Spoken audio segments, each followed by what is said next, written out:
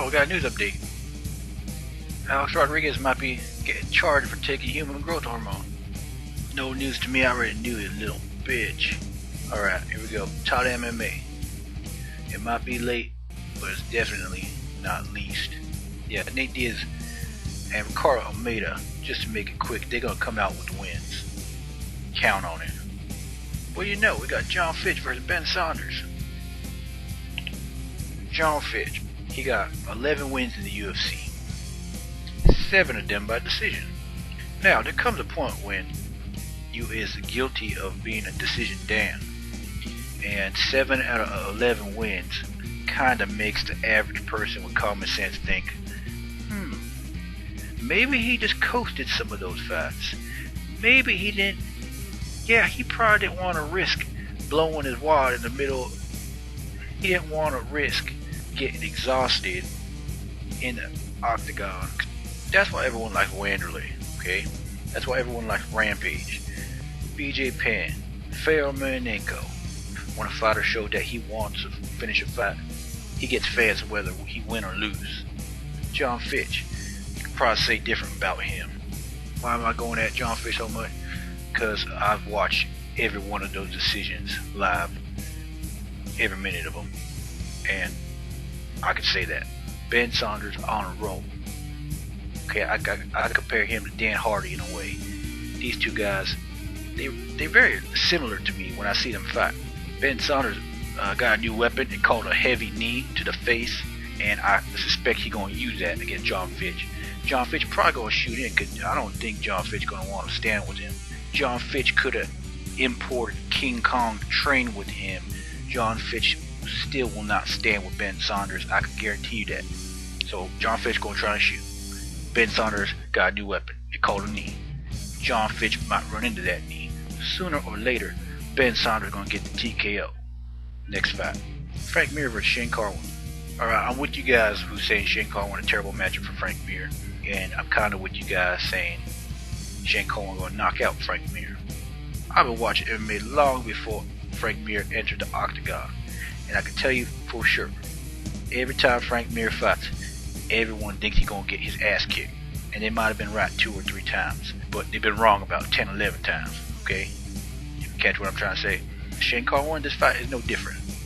But it's kind of a little different, because Shane Carwin got great hands, not great, he got good hands for a heavyweight, great soft footwork, really good. I see him jump a rope, you can't duplicate that anywhere else. You either got it or you don't, and his footwork is why he gets so many knockouts. People give all the credit to his hands. I guarantee you, you ask him, he gonna say, I got good feet, I got good fists. Good feet equal good fists majority of the time. And if Frank Mir get too comfortable, if Frank Mir try and get too comfortable on the feet, how do I say, he's gonna be really familiar with what the rafters look like. He gonna know what the bottom of the scoreboard looks like. He gonna know who made the scoreboard.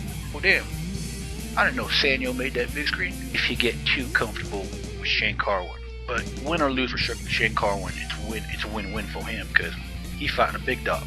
Frank Mir top 5, top 7 heavyweight if you ask me, and it's win-win for Shane Carwin. But I gotta go with Frank Mir. I think he's smart enough, and I think he playing the rope-a-dope outside the octagon, saying, I'll stand with Shane Carwin.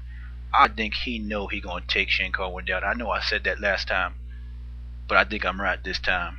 No one expected the Frank Mir 2.0 to show up. 265 pounds? You kidding me? Anyone expect that? No. Don't try to pretend like you did. So Frank Mir. Decision. Plus, no one knows what Shane Carwin looks like outside the first round. So I think he's gonna go out the first round for the first time. And the main event is George St. Pierre versus Dan Hardy. That's what the main event is. I won't be biased because every time I was on SureDog for the week and a half, I was on it. For the 250,000 of hits on my post that I had, every post I had got thousands of hits. That's why they banned me. Every time I made a post, everybody was on it. Who this guy Todd? Oh, this guy makes sense. I don't agree with him though. I want to talk a bunch of shit. Now, why'd I bring that up? Because half the people talking shit had George St. Pierre avatars, and it was really pissing me off. One got him painted like a fucking Ninja Turtle. One had him like as a Karate Kid. Another one had him like with thunder in the background. Oh, these dudes. I'm mature enough and professional enough to not let that influence my pick in this fight. That being said, those guys are talking shit still pussies. Let me say this: George St. Pierre, I understand these. A lot of his fans gonna say he gonna run through Dan Hardy. Unfortunately, Dan Hardy is unlike any guy George St. Pierre has fought, except for probably like Jay Heron. He sincerely pissed off. I see in his shit talking. This guy's put on a show. Dan Hardy not putting on a show. He really pissed off. He mean what he say, and we're gonna say if he do what he say. Come Octagon time, and I don't really know if that fucking made sense, but we'll go with it. Okay. Everyone will be surprised that George St. Pierre not gonna be able to throw around Dan Hardy. Dan Hardy is the bigger welterweight. No one know that yet. People gonna find that out. When you see them stare down, you're gonna be like, oh dang, Dan Hardy 2 inches taller. Oh, look at him. Dan Hardy got the bigger frame.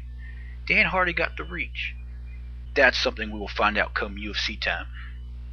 But just like Shane Carwin versus Frank Mir, I gotta see it. I really don't see either fighter finishing each other. I see George St. Pierre on top on the ground, surfing another decision. I see George St. Pierre getting the takedown eventually. He's gonna have to work harder than he wants to. He's gonna have to work harder than anyone thinks he's gonna have to. But he eventually gonna get it there. And he's a champion, and champion in the UFC usually have the benefit of the doubt when it comes to the judges, unless you're Quentin Rampage Jackson. If you're Quentin Rampage Jackson, you don't get the benefit of the doubt. Okay, that's why I started a war wagon to oppose the opposed of Rampage Jackson. Split decision, because it will be a terrible decision. Man, this video getting too long. Come on, man. I'm out.